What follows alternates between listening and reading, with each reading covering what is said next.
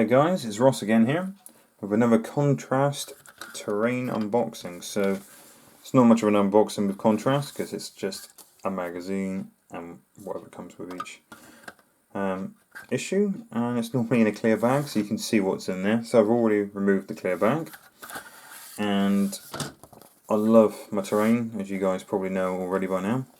So in issue number 51 for Conquest, we have the Haemotrope Reactor. So hemo, I'm assuming something to do with blood, not entirely sure. So I'll run through the magazine because I know a lot of people just put the magazines to one side and go straight away with the terrain or the paint or whatever is in the magazine, but they are worth a read. So in issue number 51, a list of what comes with, and straight away off the bat there's a nice piece on salamanders. So salamanders, Space Marine Legion. I really like these guys. I like the flamers, I like the melters, and the fluff. These guys, the main books really show that they're more sympathetic with humans, they respect them more, and they look after them, like the Space Wolves. Whereas you've got some legions like the Iron Hands, they really don't care. I know they're supposed to be on the same side as the, everyday man under the Emperor's rule. But no, these guys, I really like the models. The paintwork is amazing on them. The fluff's great, and they're a little bit different from most. So it tells you the chapter name, the home world, the Primarchs, the major engagements, things like that. So it's a nice piece on the salamanders, and then a bit of general background on the Dark Imperium.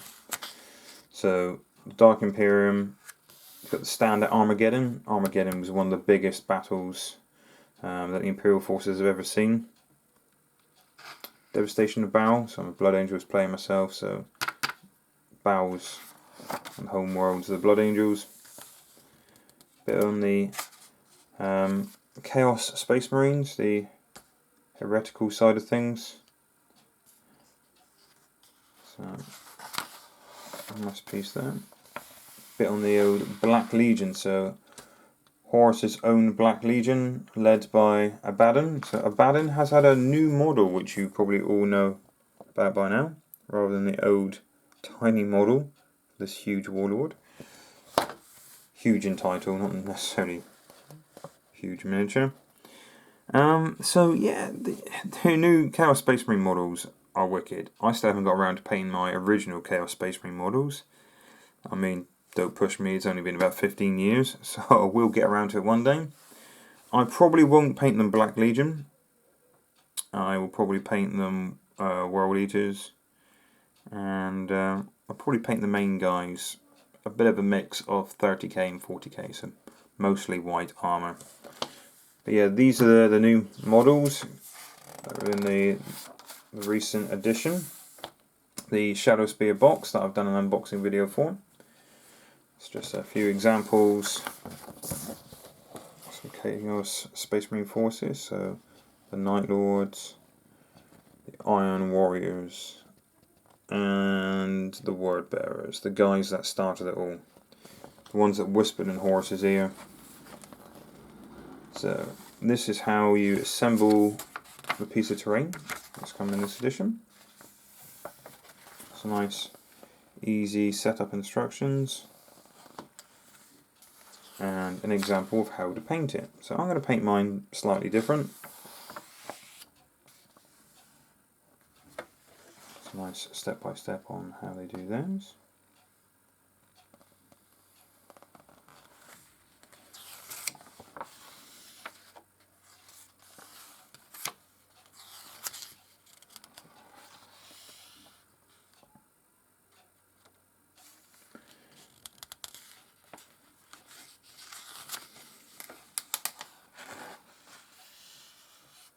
And some rules on using this in the game. So, obscuring models, getting cover, and a little bit of fluff that comes with it as well. And a little rule for a mission. So I know people put these to one side, but actually they're quite nice. If you're first time in the 40k, it's nice to start collecting these and read up about the history of 40k, how it got there. It is actually quite interesting. So the next issue would be some textured paint.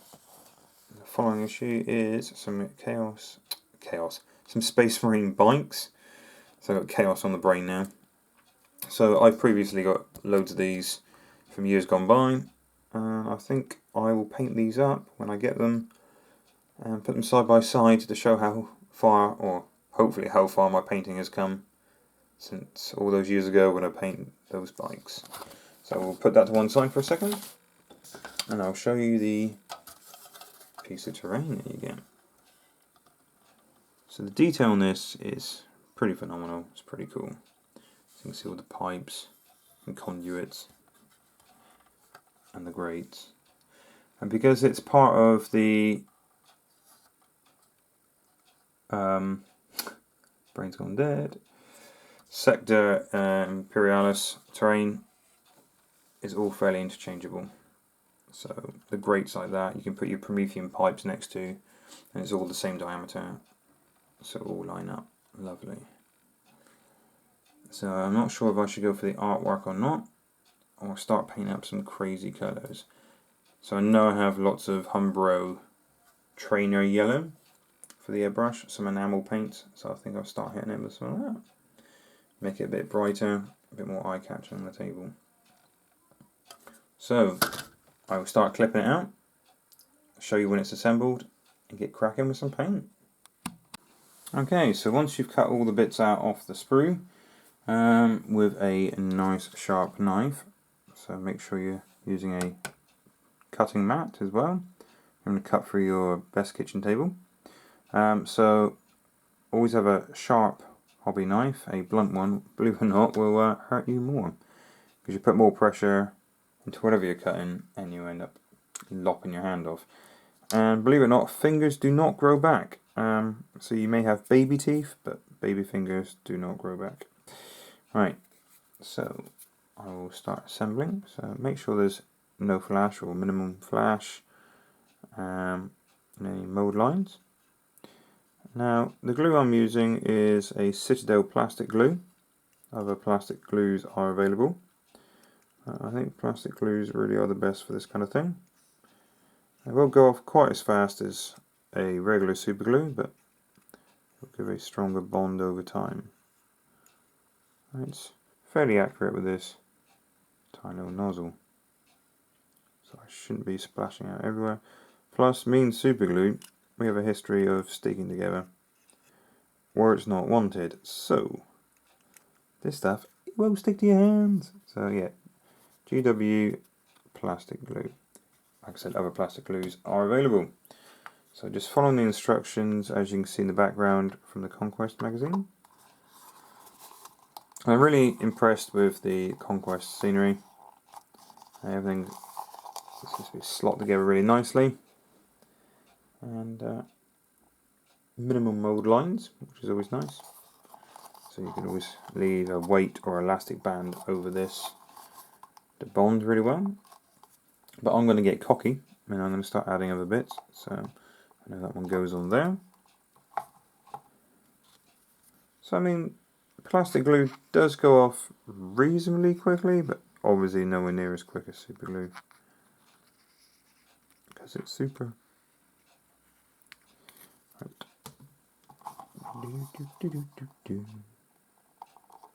Now please leave a comment below if you think me assembling stuff's boring and you just want to go straight to, I don't know, before and after, whatever you fancy.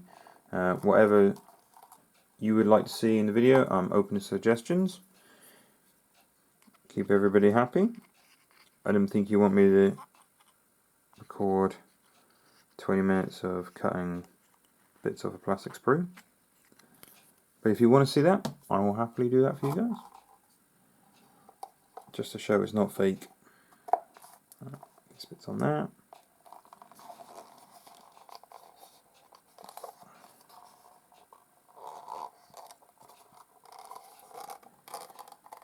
Maybe one more stage before I wait for it to dry and get back to it.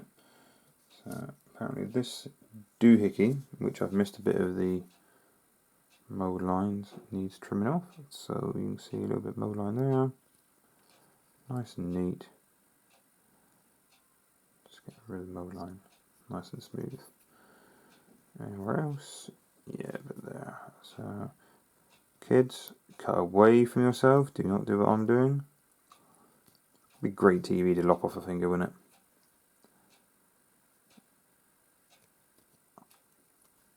So minimal effort, just remove. I mean, the scraper tools are available, but I like hobby knife. So nice and smooth. Now this guy goes over here somewhere. Okay, over there. So over the eyepiece of the servitor. So I'll just put a tiny little bit of glue.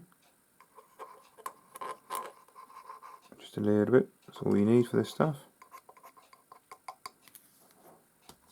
Okay, just like so. And like I said, everything slots together really, really easy. So he says hammering it up. There you go. Click, click. Nearly don't need any glue. Alright, I'll wait for that to dry and then I'll add the other bits. Back in a sec. Okay, so the next stage is adding these tiny fiddly bits of pipe. So I'll do it on camera so you can hear me swear. So, tiny little bits here. And like the rest of the scenery, it slots in really nicely. So a tiny little bit of plastic glue behind there. Tiny bit of plastic glue there. Oh, no swearing. There we go. Wait for that to dry. And then we have the end caps on here and here. Don't think there is a real difference. And they both look the same.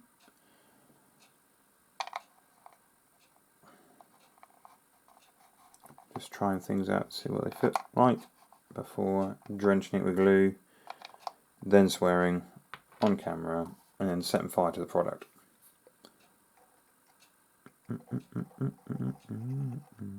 Bit of plastic glue there. And making sure the little icon of the skull is nice and upright. So let's see about that. Looks pretty good to me.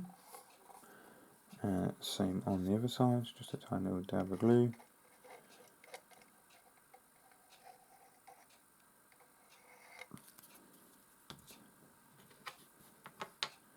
Once again, make sure the skull is upright. So about there. It's looking good so far. No tears yet. Wait for that to dry. Come back for the next stage. So the next stage looks fairly simple and it looks like it's separate from the main part. So I will do that now while waiting for the other part to set. So I'm going to see, ooh, another bit of flash on there possibly. No, it feels okay. This is where I stick everything together and then I find a million mould lines, but nothing that can't be dealt with. So the two halves of the pipe sitting nicely. Yes, there's a wound on the back of my hand. It's not from a craft knife. I'm a mechanic. That's what you get for helping people at work as well. Obviously, mechanics being mechanics are very sympathetic when you cut yourself. No one pointed and laughed at all. Much. That's how I know who your real friends are. So a little bit of glue smearing along the edges. So great control with these things. If it was super glue, you don't have normally such a fine nozzle, and if you do, it normally blocks up. So plastic glue is a wonder in that respect. Nice, accurate spout.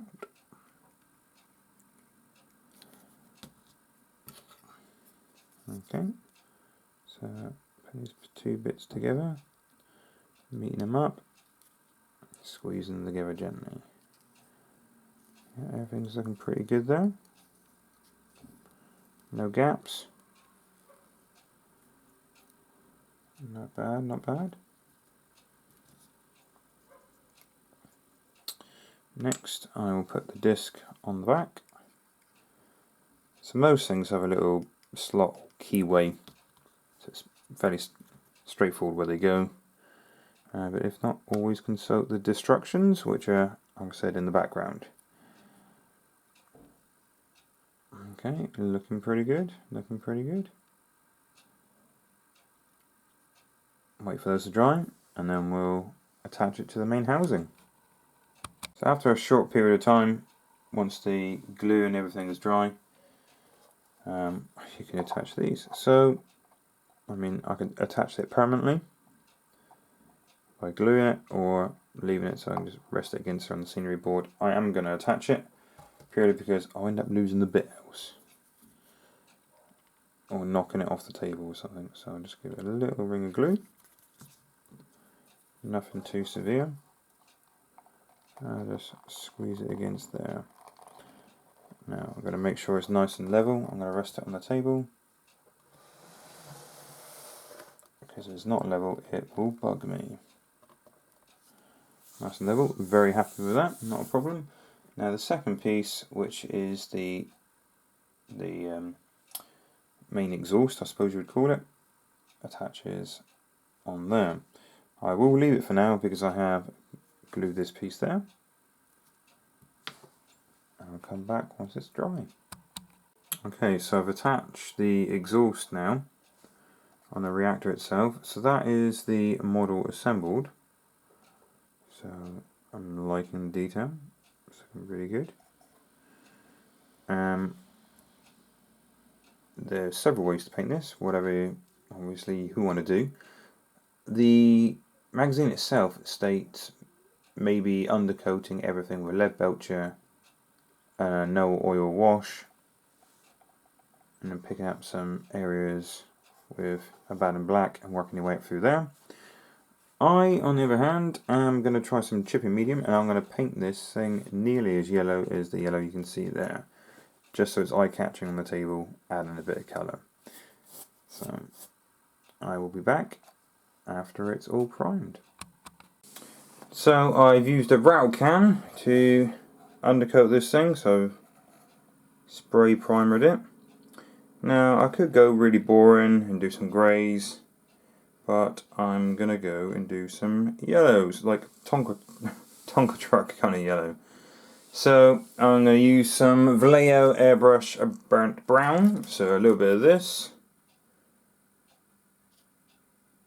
It's like a burnt browny colour, which I quite like, and then use the old, that's gloss varnish. I was going to show you some chipping fluid, there you go, that'd be, it all looks the same.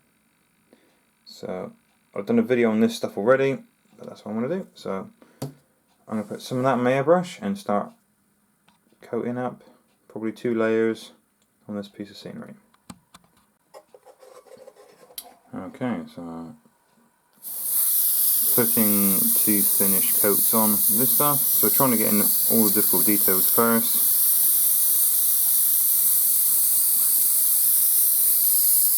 It's like a really sweet smell to the Vallejo brown. I want to eat it.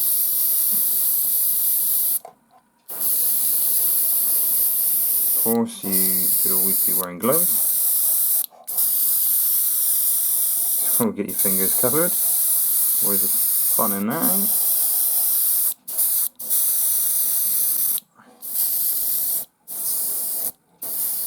Right, I'm gonna add a bit more. I'm ready for round 2.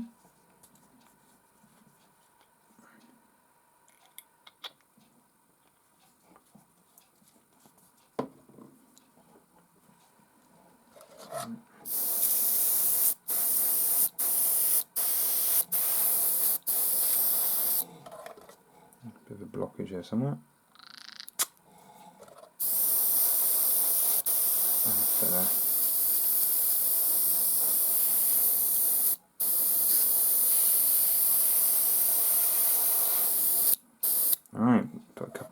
coats of that on, and then back with the chipping. Okay, so after I put 2 coats of this lovely burnt brown colour down over the top of the primer, I'm going to spray it with some chipping medium, so just make sure it's nice coherency, consistency even. I'm choking on the fumes. Right, possibly a little bit thick, so this stuff is quite thick, so I'll put a little bit of airbrush thinner with it, give a bit of a swirl about.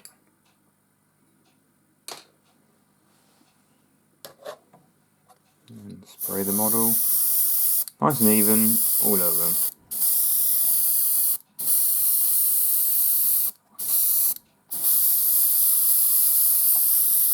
So if you haven't watched my previous video on chipping, this stuff basically puts a save down, which means whatever I paint over the top, if I activate the chipping fluid with a bit of water and scrub away the top layer, then this stuff will stop it from scrubbing away the bottom layer, i.e. the brown. So my lovely yellow paint should chip and have brown flakes underneath.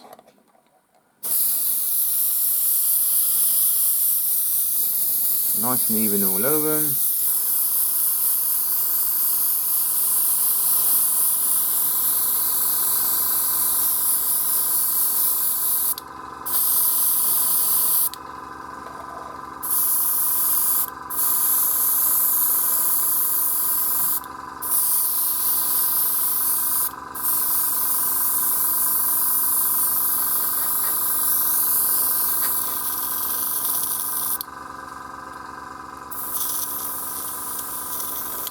And wait for it to dry. I'm going to come back when it's fully dry and I'm going to start applying the top coat, the yellow. Okay, so I've put 2 thinnish coats of yellow on this piece of scenery, like a Tonka truck. Now I didn't want to hit the yellow too hard and make too perfect, because if it's chipped and worn and it looks perfect on the paint, it will look weird. So that's what I've done so far. I've just gone over it. 2 thinnish coats. Obviously I haven't done any of the detail of the skulls or the cogs or any of the dials yet. Next thing you need to do to activate the chipping fluid is get a nice stiff brush, so nice and knackered old stiff brush, and get it a little bit wet in the recesses and the areas that you want chipping. So the chipping fluid should react with the water, so I'll put a bit on here. Thinking along the edges where I get hit the most, and it should start if you manipulate it.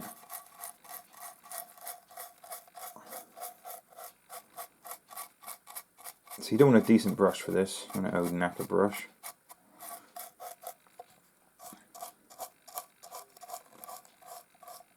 See it pulling away there. Now a cocktail stick I suppose you could use or something like that. On the raised areas where I think it might have been scraped by something.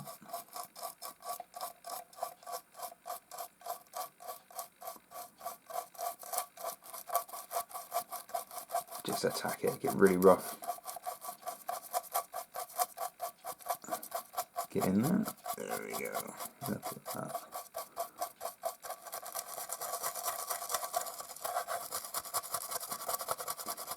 So really no pattern to it, just getting aggressive with it.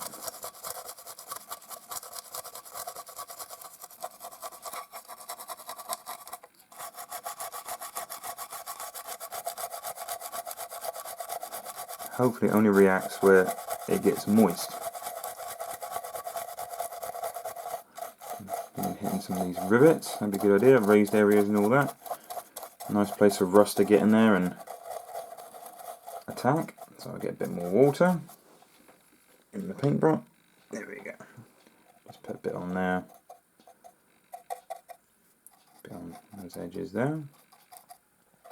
And along the pipe. Edges of the pipe would probably be affected.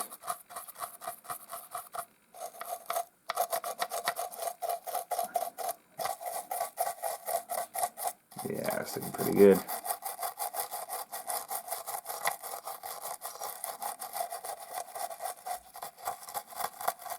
All the raised areas around that. That's looking pretty beaten. Get the pipe. There we go. It's looking good. And on the rivets. Right, so you get the general idea of what the rust will look like for the chipping fluid. Later on I'll do some rust streaks as well around all the bolts and the nuts, things like that. So I'll finish this stage all over, and then I will probably seal it with some varnish and then start doing the details. I'll come back in a bit. Okay, next is the detail, and you can do that anywhere you want. So I started with the silvers. So my Promethean pipes, which is the same as these pipes, are based silver, and then I put a load of weathering over the top of it. So I've done the same thing, so I can continue a chain of Promethean pipes straight over there or off of this section. And it's all interchangeable. A lot of the new Imperial sector buildings have the same pieces like that, so you can join the pipe straight onto. So I continued the theme. So the yellow and the blue is the main colours I was aiming for. So I've just done a few little bits of detail as well. So the little red stop valve and the gauges. Yeah, so I might hit the weathering on the silver a bit harder, and then come back to you. Okay, so now I've done the cog sigil on the back. I think I should hit this thing a bit heavier with a bronzy colour. I'm not entirely sure. Normally the skull and cog sigil of the Mechanicum is the white and black cog. I decided to do the whole cog black, purely because I didn't want to introduce too many colours onto this thing. And the whites here aren't going to stay white. That's just a bit of zenithal highlighting, so I'll airbrush that red just to make it look like a glowing light, some kind of like warning light. And I have hit the weathering a bit harder on these pipes. What I've done is just a typhus wash over the whole thing. And I've done it a little bit on the rivets as well, different degrees of strength. So a few rivets on this thing I've done with a light typhus. That one there is a bit heavier. That one there is a bit heavier because I didn't want it all to look the same. I have put a bit of oxidization on the skull here. So that is the Oxide Technical from GW. But I'm not entirely sure if this stands out enough. So what I might do is dry brush the silver to make that a more noticeable difference in colour.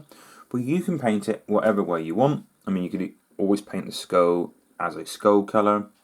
But yeah, that's it so far. And I've started doing the lenses as well. So I might paint a little bit more to the extreme. See a tiny little white dot in there. A tiny little white dot there. I think I might hit the lighter area a bit lighter again, and maybe some hard coat, which is the GW gloss varnish, just to make them shine a little bit more from the other side of the tabletop. So I'm pretty much finished now. I've done the edge highlights on the cog as well, because nothing is black. It's just given the illusion of black. So a couple of light washes, watered down blacks. So not a wash, not an ink, somewhere in the middle, because I don't want nothing too black, because there's no real solid black in our universe, because it reflects light quite a bit really, so why should there be a solid black in this universe, other than the space itself? So yeah, I'll just blast these two with an airbrush, finish off a few details. Comments and thoughts on this please. I don't know if it's not bronzy enough, but like I said, I'll do some dry brush on this to make that pop a bit more, to make it a bit more noticeable difference. So all that was GW gunmetal with a null oil wash, because I love that stuff. Anything metal, generally I do that. unless it's corrody like this. So I'm going to put more corrosion possibly on that. It might be a bit too clean for my liking. But yes, I'll do that and I'll come back to you. Okay, so I'm just going to try to paint these up a little bit. These little lights. Nice and gentle.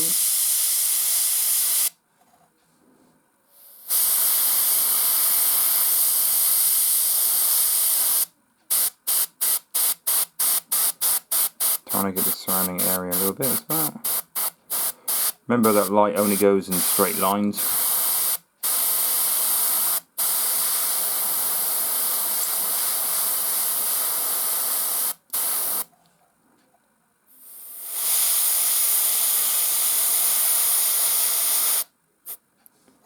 Okay, and then I'm going to get a brighter red and go over just the centre of that. There's no more lights on this thing. So wait a couple minutes and hit it with a brighter red. And going over the brighter red. Just concentrating in the centre as I can.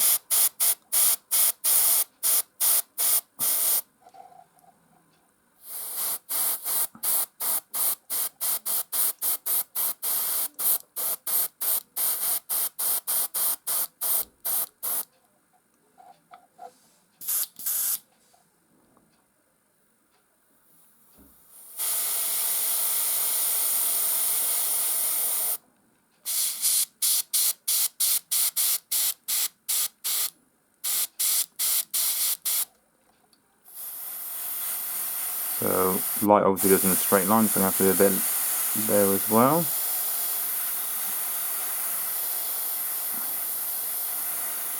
As gently as I can. There we go, that's not too bad.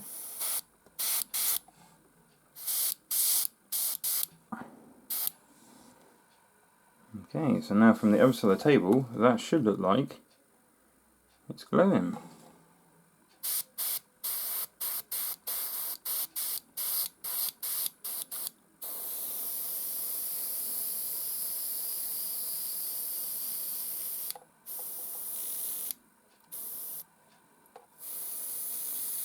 Nice and gentle. Try that. Okay. So that is pretty much the finished product. Just over an hour spent on this thing. Airbrush really does save a lot of time. But no, I'm quite impressed, yeah, I think if I had to do it again, I would do that a bit more bronzy before putting the weathering on. I might even go over it again at some stage. Make it a bit more bronzy.